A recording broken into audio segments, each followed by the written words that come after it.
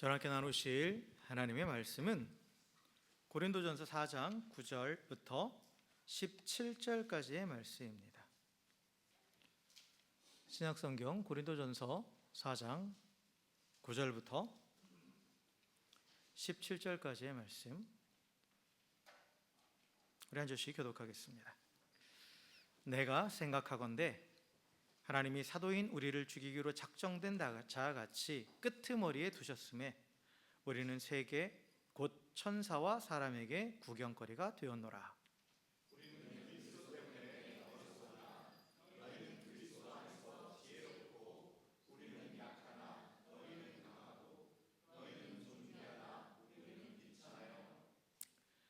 바로 이 시각까지 우리가 줄이고 목마르며 헐벗고 매맞으며 정처가 없고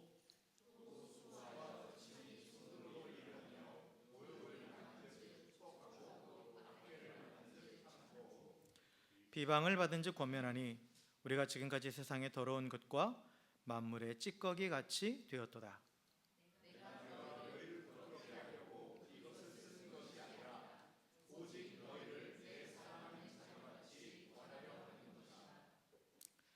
그리스도 안에서 일반 스승이 있으되 아버지는 많지 아니하니 그리스도 예수 안에서 내가 복음으로써 너희를 낳았음이라.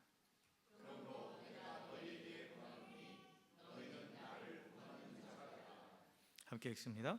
이로 말미암아 내가 주 안에서 내 사랑하고 신실한 아들 디모데를 너희에게 보내었으니 그가 너희로 하여금 그리스도 예수 안에서 나의 행사 곧 내가 각처 각 교회에서 가르치는 것을 생각나게 하리라. 아멘. 아멘. 할렐루야. 네, 할렐루야. 네, 우리 옆에 계신 분하고 인사하겠습니다. 주의 사랑으로 사랑하고 축복합니다. 인사하겠습니다.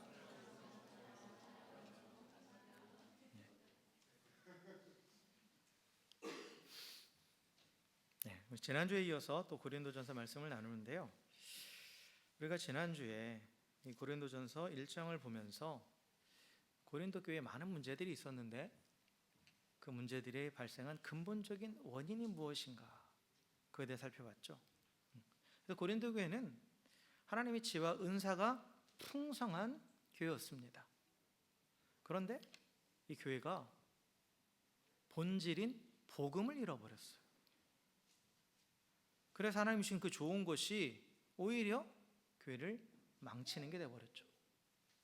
그래서 고린도 교회는 자신의 지혜를 자랑하면서 분열하였고 또 자신의 능력을 자랑하면서 서로 다투었습니다. 그래서 바울이 이 고린도 교회에게 가장 먼저 한 말은 뭐냐면 십자가 복음을 제시한 거예요. 그래서 복음을 회복하라. 그리고 오직 그리스도만 자랑하라 라고 그렇게 명령했죠. 그래서 복음을 먼저 회복시키기 위해서 복음에 대해서 쭉 설명을 합니다. 그게 2장까지 내용이에요. 그리고 이제 오늘 읽은 이 3장부터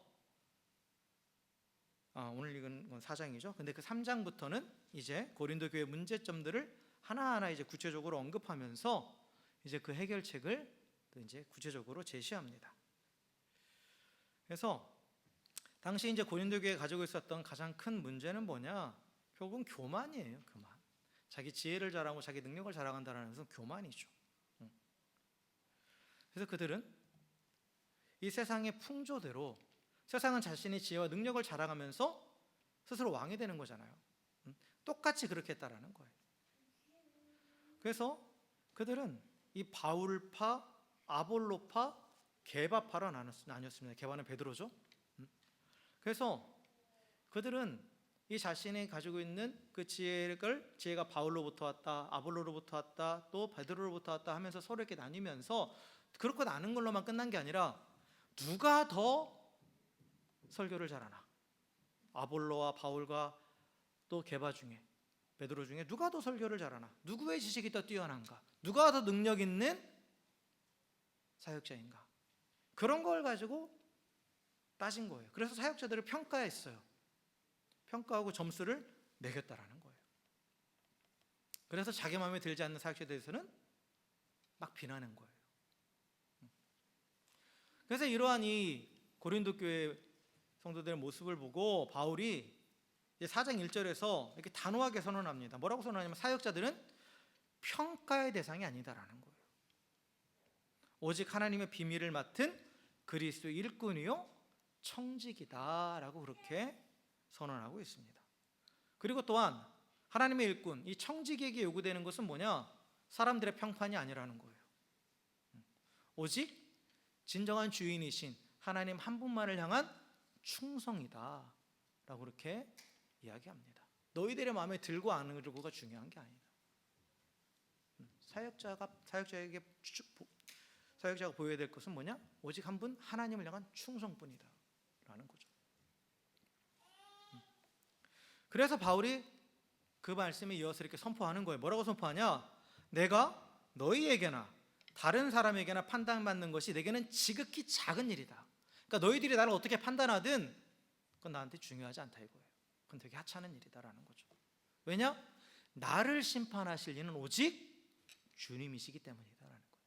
하나님만이 나를 판단하시는 분이다라는 거죠. 그래서 판단하고 심판하시는 분은 오직 하나님 분이시다라는 거예요. 그래서 그 누구도 함부로 판단하지 말라라는 거죠. 네, 여러분 이 말씀을 오해하지 마세요. 무조건적으로 사역자들에 대한 비판을 금하는 게 아니라 이것은 뭐냐? 사역자들뿐만 아니라 성도들 서로 사이에서도 함부로 자신의 것들을 내세우면서 그걸로 판단하고 비난하고 정죄하지 말라라는 거예요. 사역자만 신성 불가침의 영역에 있다는 얘기는 절대 아닙니다. 이거는 모든 교회 성도들에게 다 적용되는 거예요. 그래서 이렇게 함부로 판단하는 것을 바울은 뭐라고 비유했냐면 그들이 스스로 왕이 되었다. 그러니까 왕좌에 앉아있다라는 거예요. 여기서 왕이 됐다라는 건 뭐냐면 왕이 하는 건 당시 왕의 개념은 뭐냐? 왕은 판단하는 자예요. 그리고 그 판단에 따라서 심판하는 자입니다. 그러니까 고린도 교회 성도들이 함부로 사역자들을 판단하고 또 서로를 판단하면서 내가 더 높은 자리에 있다. 너는 틀렸다. 이러면서 서로 다투고 분열하는 모습을 보면서 마치 너희들이 지금 왕좌에 앉아 있는 것 같다라는 거죠. 그런데 너희들은 그렇게 왕위에 앉아 있는데 정말 하나님의 일꾼인 우리들은 너희와는 너무 다른 모습으로 지금 살고 있다라고 얘기합니다. 그게 바로 이제 9절의 말씀이에요. 9절의 말씀. 여기서 이 9절이 나온 거예요. 그러니까 9절만 따로 떼어놓고 이게 무슨 얘기인가 할 수 있는데 왜 이런 말을 했는지, 왜 바울이 자신들의 처지, 본인을 비롯한 이 사역자들 그리고 정말 주님을 따르는 제자들의 현실이 무엇인지에 대해서 아주 적나라하게 얘기하는데 그 이유가 바로 이 고린도 교회 성도들이 교만하여져서 왕의 자리에 앉아가지고 함부로 판단하고 있기 때문에 그런 거예요. 그래서 9절에 보면 이렇게 얘기합니다. 내가 생각하건대 하나님이 사도인 우리를 죽이기로 작정된 자같이 끄트머리에 주셨음에 우리는 세계 곧 천사와 사람에게 구경거리가 되었노라 라고 이렇게 말해요. 무슨 말인지 잘 이해가 안 되시죠? 좀 어렵죠? 자, 여기서 먼저 볼 단어가 뭐냐면 이제 구경거리라는 말입니다. 이 구경거리라는 말은 헬라어로 말하면 세아트론입니다. 세아트론. 근데 이 세아트론이 오늘날 뭐의 어원이냐면 시어터, 극장을 말하는 시어터의 어원이 바로 이 세아트론이에요. 그러니까 이 극장에서 뭔가를 구경하는 그런 대상이 된 거예요. 극장에 사람들이 구경하는 그런 대상이 됐다라는 거예요. 그리고 여기 보면 끄트머리에 두셨다라는 표현이 나오잖아요. 끄트머리. 이게 어떤 의미냐면 당시 이제 로마 제국이 주변에 여러 민족들과 전쟁을 했잖아요. 정복 전쟁을 막 하잖아요. 그래서 그들이 승리하고 돌아올 때 그 개선을 행진을 해요. 로마에 들어오면서 개선 행진을 하는데 그럼 개선 행진하면 앞에는 누가 지나가냐면 지휘관이 먼저 딱 지나가고 그다음에 군사들이 쭉 따라와요. 그리고 그 행렬의 끄트머리에 누가 있냐면 이 전쟁에서 잡아들인 포로들이 있어요. 그래서 그 포로들을 이렇게 쇠사슬에 결박해서 그 행렬의 끄트머리에서 따라오게 만듭니다. 그런데 이 포로들은 어떤 사람 뭐가 예정되어 있냐면 이들은 다 사형당하는 자들이에요. 그 사람들에게 자신들의 공로를 쫙 보여주는 거예요. 우리가 이만큼 큰 승리를 거뒀다. 그리고 이들을 이제 공개적으로 처형합니다. 그래서 맨 끝머리에 있는 사람들은 사형 선고받은 사람들이에요. 그래서 실제로 이들이 어떻게 죽어요? 경기장에 들어갑니다. 원형 경기장. 우리가 뭐 로마에 관련된 영화들 보면 글래디에이터나 이런 거 보면 그 전에 죄수들을 그리고 전쟁 포로들을 검투사로 이렇게 훈련시켜 가지고 콜로세움 원형 경기장에 집어넣잖아요. 그래서 그냥 안 죽이죠. 그냥 안 죽이고 자기들의 오락거리로 삼는 거예요.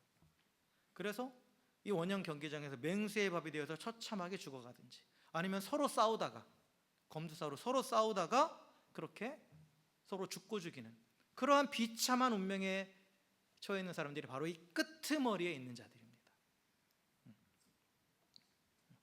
그래서 실제로 원형 극장에서 이런 일이 벌어진 거예요.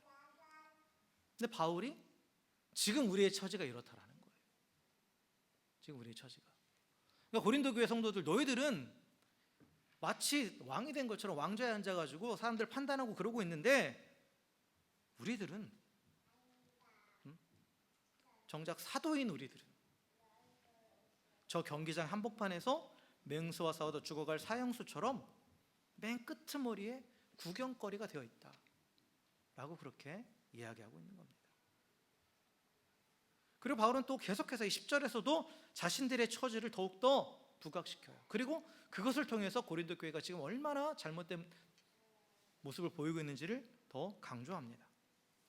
10절을 보면 이렇게 말하고 있죠.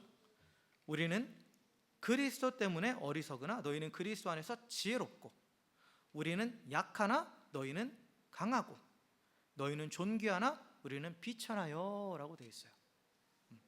이 말씀을 잘못 해석하면 우리가 어리석어져서 너희는 지혜로워졌고 우리가 약하니까 너희는 강해졌고 우리가 비천해서 너희가 존귀해졌다 이런 의미가 아니에요.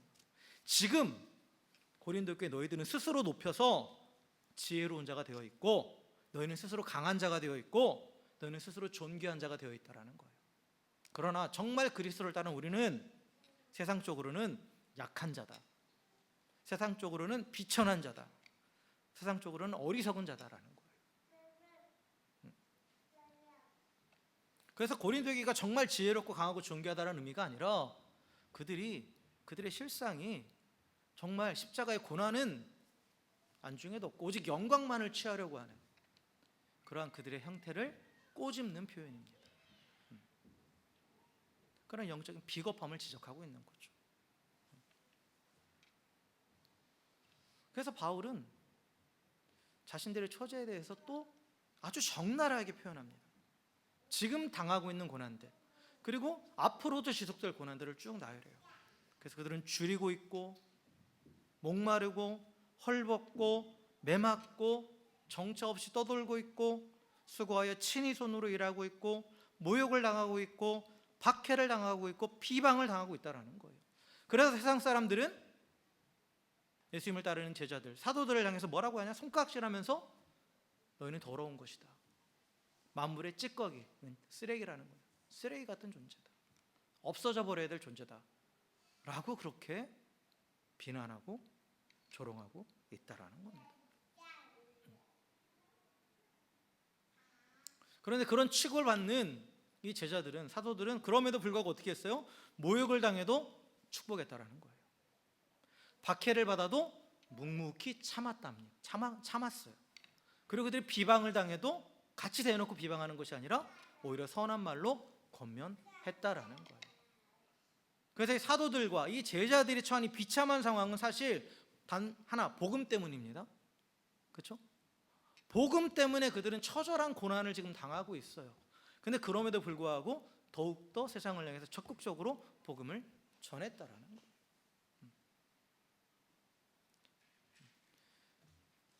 그러한 자신들의 처지와 이 고린도 교회에 높아져 있는 모습을 아주 극명하게 지금 대조하고 있는 거죠. 그럼 복음을 따르는 길에 왜 고난이 올까요? 이것부터 좀 짚고 넘어가야겠어요. 왜? 많은 사람들은 예수 믿고 구원받으면 다 좋은 일만 있기를 원하잖아요. 그 세상의 많은 종교들도 다 그걸 얘기해요. 그런데 기독교는 또 예수님은 분명히 말씀하셔서 나를 따르면 고난이 있다. 그냥 하신 말 아니에요. 진짜예요. 진짜입니다. 그러니까 잘 생각해봐라. 분명히 말씀하셨어요. 그래도 따를래? 라고 말씀하셨어요. 왜 고난이 옵니까? 왜 십자가의 길은 고난의 길이에요? 고난의 길을 해야 되면 돼요? 그냥 즐거운 길이면 안 돼요? 그 이유는 이 복음을 따른다라는 것, 십자가의 길을 간다는 것은 결국 하나님을 향해서 나아가는 거예요. 그러나 세상은 하나님을 대적하죠. 하나님이 없다 합니다. 그러니까 추구하는 가치 자체가 다르고 방향이 완전히 달라요. 그러니까 이 땅을 살아가면서 정말 복음 안에서 구원받고 하나님을 향해 나아가는 그 삶, 그 삶은 정말 고난의 길일 수밖에 없는 거예요. 충돌이 계속해서 일어나니까. 충돌이 계속해서 일어나니까. 세상의 가치관과 이런 것과는 전혀 상관은 다른, 어떻게 보면 정반대의 방향으로 가고 있기 때문에, 그래서 그게 세상의 눈으로 봤을 때는 되게 어리석어 보이기도 하고 미련해 보이기도 하고, 또한 하나님을 대적하는 세상은 당연히 하나님을 향해 나아가는 하나님의 백성들을 당연히 대적하는 거죠. 그래서 고난이 있을 수밖에 없는 겁니다. 고난 없는 기독교는 없어요. 십자가의 고난 없는 부활의 영광은 없어요. 그래서 죄송한 얘기지만 저도 그런 얘기 해드리고 싶어요. 예수 믿으면 다 잘 됩니다. 예수 믿으면 돈도 많이 벌고요, 예수 믿으면 병도 다 낫고요, 예수 믿으면 원하는 게 다 이루어집니다. 말 그대로 만사형통합니다. 이 형통의 의미도 잘못된 거죠. 여기서 말하는 형통은. 근데 내가 원하는 데 다 된다라고. 근데 저는 그렇게 말씀 못 드려요. 왜냐하면 성경이 그걸 말하지 않으니까. 예수님이 하신 말씀은 나를 따르면 너에게 고난이 있다예요. 하지만 그 길에 예비되어 있는 게 있다라는 거죠. 그래서 고난은 당연히 오는 거예요. 그런데 고린도 교회 성도들은 그 고난에 대해서는 전혀 생각하지 않는 거예요. 그저 영광만을 취하고, 그리고 이미 다 이룬 것처럼 그 왕위에 앉아가지고 그냥 사람들 판단하고 그러고 있다라는 거예요. 그래서 바울이 정말 예수님을 따라가는 그 제자의 삶이 어떤 삶인가에 대해서 너무 적나라하게, 어떻게 보면 굳이 꼭 이렇게까지 말해야 돼?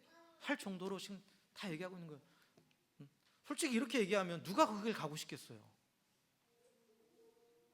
가고 싶지 않죠. 그럼에도 불구하고 이 길만이 생명의 길이니까, 그리고 이 길만이 예수님이 걸어가신 길이니까 그걸 있는 그대로 다 얘기하는 거예요. 너희들이 지금 착각하고 있다는 거, 고린도 교회를 향해서. 그래서 바울이 이렇게 구구절절 이런 자신과 또한 다른 사도들, 또 다른 하나님의 주님을 따르는 그 제자들의 처한 이 고난의 현실을 구구절절 얘기하고 있는 목적을 지금 밝힙니다. 14절에 보면 14절에 뭐라고 얘기합니까? 내가 너희를 부끄럽게 하려고 이것을 쓰는 것이 아니라 오직 너희를 내 사랑하는 자녀같이 권하려 하는 것이다 라는 거예요. 지금 바울은 이 고린도 교회 성도들이 잘못됐다는 건 분명히 지적합니다. 그런데 그 목적은 뭐냐? 너희들 책망하고 부끄럽게 하는 게 아니라는 거예요. 그게 아니라 너희를 사랑하기 때문에 지금 권하고 있다는 거예요. 그래서 고린도 교회는 왕이 되어서 바울을 판단했어요. 그런데 바울은 지금 무슨 얘기를 하냐? 나는 왕의 자리에 있어서 너희를 판단하는 것이 아니다라는 거예요. 나는 너희 아비 된 심정으로 지금 이 편지를 쓰고 있다라는 거죠. 그래서 그 뒤에 이어서 바울은 이 고린도 교회를 향한 자신의 이 애끓는 심정을 이렇게 표현합니다. 그리스도 안에서 1만 스승이 있으되 아버지는 많지 아니하니 그리스도 예수 안에서 내가 복음으로서 너를 낳았음이라 라고 이렇게 말하고 있어요. 그러니까 자신이 고린도 교회 영적인 아버지, 아비라는 거예요. 왜냐? 바울이 개척한 교회예요. 고린도 교회는 바울이 개척했습니다.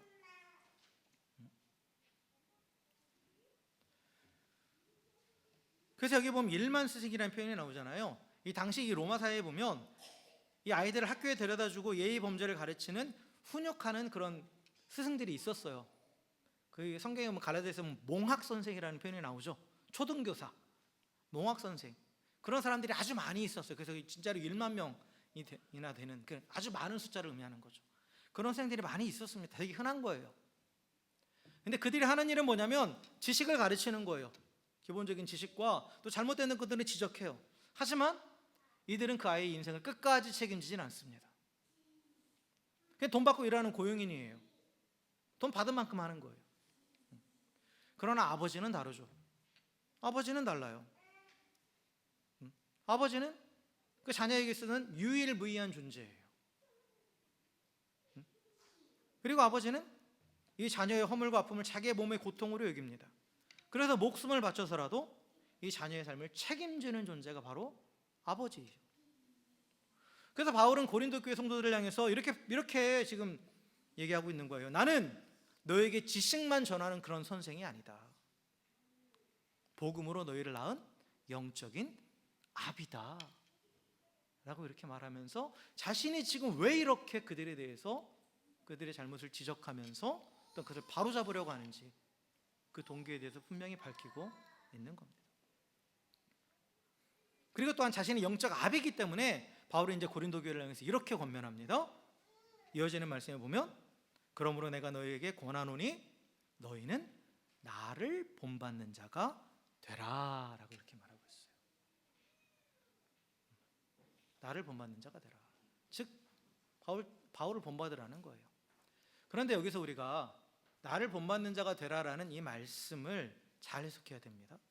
이것은 인간 바울만을 추종하라. 너희 앞에 나온 아볼로도 아니고 베드로도 아니고 나만 진짜니까 나만 따라와라 그런 의미가 아니에요. 인간 바울을 추종하라는 게 아닙니다. 만약 인간 바울을 추종하라는 의미라면 지금까지 그렇게 고린도 교회가 잘못됐다라고 책망했던 그걸 지금 본인이 다시 하고 있는 거예요.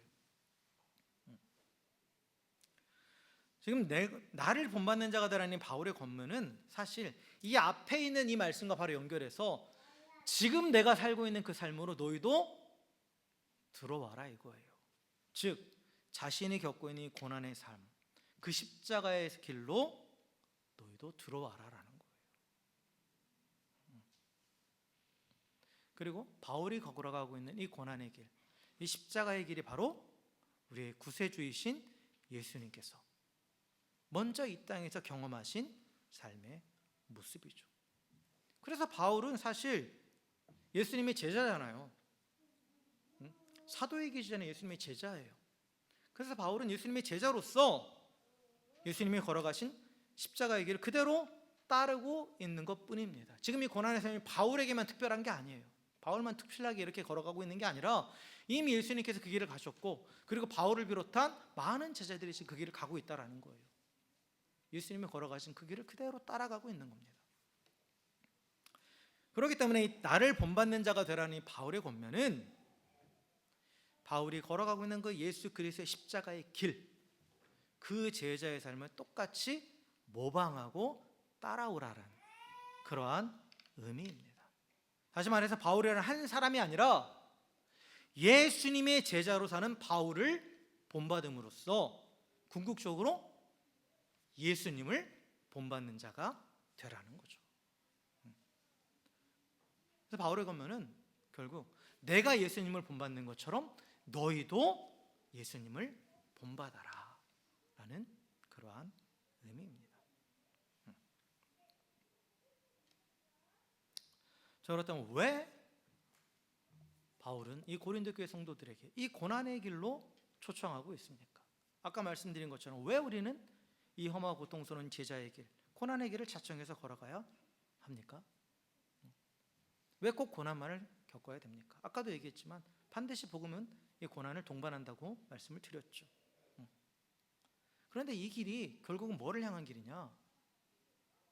바울이 앞에서 이 고린도 교회 성도를 향해서 얘기했던 왕의 자리에 올라가는 길이 바로 이 고난의 길이기 때문에 그런 거예요. 그러니까 사실 바울이 이 고린도 교회 성도들이 스스로 왕이 되었다라고 그것에 대해서는 분명하게 비판을 했지만, 그러나 바울이 진정 이 고린도 교회 성도들에게 바랬던 건 뭐냐면 8절 후반부에 이렇게 나와 있습니다.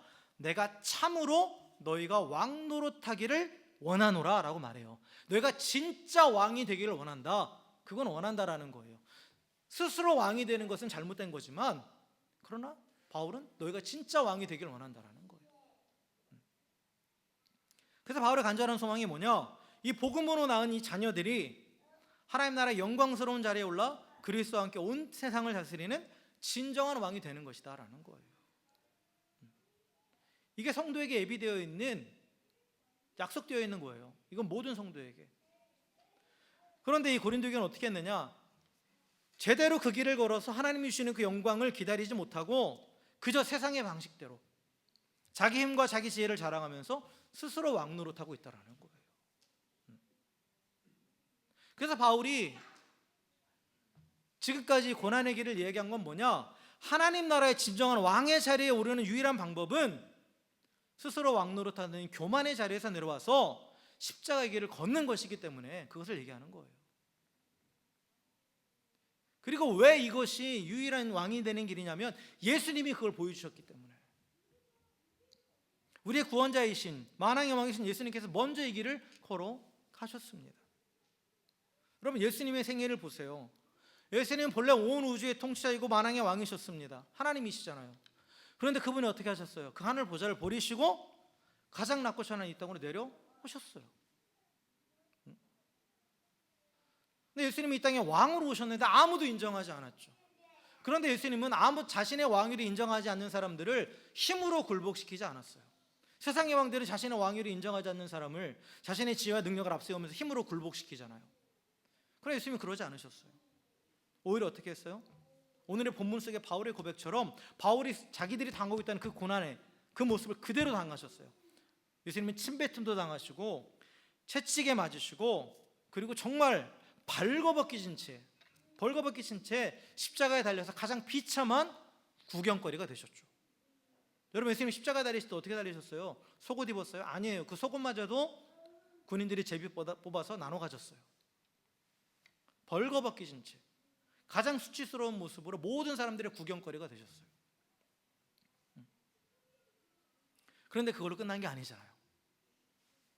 그 십자가에 못 박혀서 죽으셨다면 기독교는 소망이 없는 종교예요. 그런데 그걸로 끝난 게 아니었습니다. 예수님이 십자가에 죽으신 이후에 하나님께서는 그 예수님을 3일 만에 다시 살리셨죠. 그럼으로써 세상을 지배하고 있는 이 죄와 사망의 권세를 깨뜨리신 분이라는 것을, 그걸 단순히 힘으로가 아닌 정말 지극히 낮아짐으로써 오히려 그 죄와 사망의 권세를 깨뜨리신 진정한 왕이시라는 사실을 분명히 드러내 보이셨죠. 그래서 예수님이 부활하신 이후에 결국은 왕으로서 승천하시잖아요. 그래서 예수님께서 지극히 낮아지셔서 이 모든 고난을, 이 십자가를 몸소 다 겪으신 이후에 만왕의 왕으로서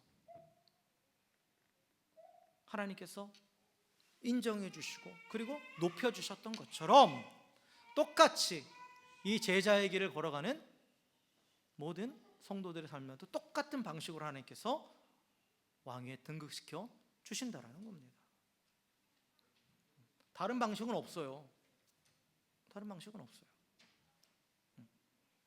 그래서 바울이 고린도 교회를 향해서 예수님이 걸어가신 그 십자가의 길, 이 고난의 길, 정말 적나라하게 표현된 그런 비참한 길이지만, 세상적으로는 되게 비참한 길인데 그럼에도 불구하고 그 길을 걸어가는 나를 본받으라고 아주 자신 있게 당당하게 권면한 거예요.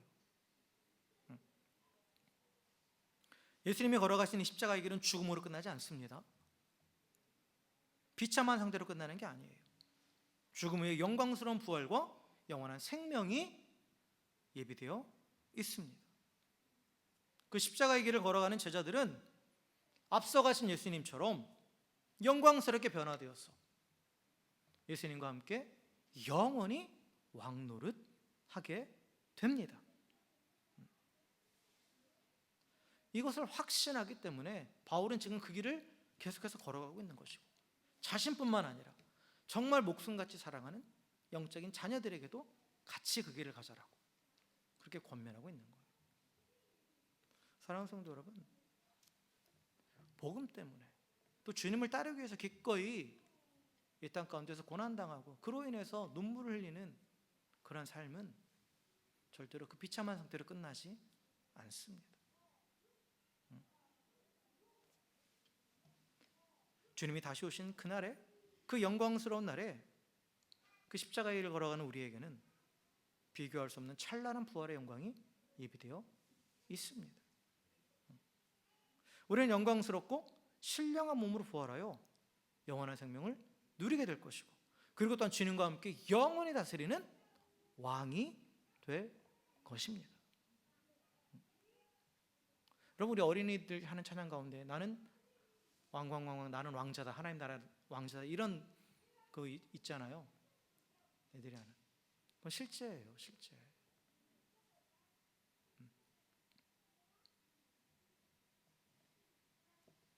그런 소망이 있기 때문에 우리가 이 길을 가는 거예요. 그리고 그때 그 영광스러운 날에 누리게 될 그 엄청난 은혜는 지금 당하는 고난과는 비교할 수 없습니다. 그러니까 바울이 로마서 8장 18절에서 이렇게 고백했잖아요. 장차 우리에게 확신에 나타날 이 영광은 현재의 고난과 비교할 수 없도다라는 거예요. 물론 고난당하는 순간 힘들죠, 괴롭죠. 누가 고난을 즐겨 하겠어요? 다 피하고 싶죠. 그러나 십자가의 길을 가다 보면 피할 수 없는 고난이 반드시 있어요. 충돌하는 부분이 반드시 있어요. 지금 바울의 고백처럼 직접적인 핍박이나 이런 게 없다 하더라도 내가 복음 때문에, 예수님을 믿기 때문에, 또 그 주님의 제자로 살아가기 위해서 반드시 우리가 이 세상과는 부딪히는 부분이 생길 수밖에 없습니다. 그게 없다면 그 길을 가고 있지 않은 거예요. 내 안에 그런 갈등이 반드시 일어날 것이고, 내가 모든 선택의 순간에 나의 이익이 아닌 하나님의 뜻을 따르기 위해서 포기해야 되는 것들이 반드시 생깁니다. 그것 때문에 눈물 흘릴 수도 있어요. 가슴 아파할 수도 있어요. 괴로워서 밤샐 수도 있습니다. 그러나 그걸 끝이 아니라는 거예요. 십자가의 길을 걸어가면서 당하는 고통과 고난과 그 상실의 아픔은 장차 우리가 그 영광스러운 부활의 날에 또 왕위에 올라갈 때는 그 영광이 너무나 커서 하나도 기억이 안 난다라는 거예요. 전혀 생각이 안 난다라는 거예요. 여러분, 하나님 나라는 고통이 없고 슬픔이 없는 곳이라는 거잖아요. 그 나라 가서 고통 없고 슬픔 없이 지낸다는 게 아니에요. 그것만 의미하는 게 아니에요. 이 땅에서의 고통과 슬픔도 다 생각나지 않는다라는 거예요. 그것이 예비되어 있다라는 겁니다.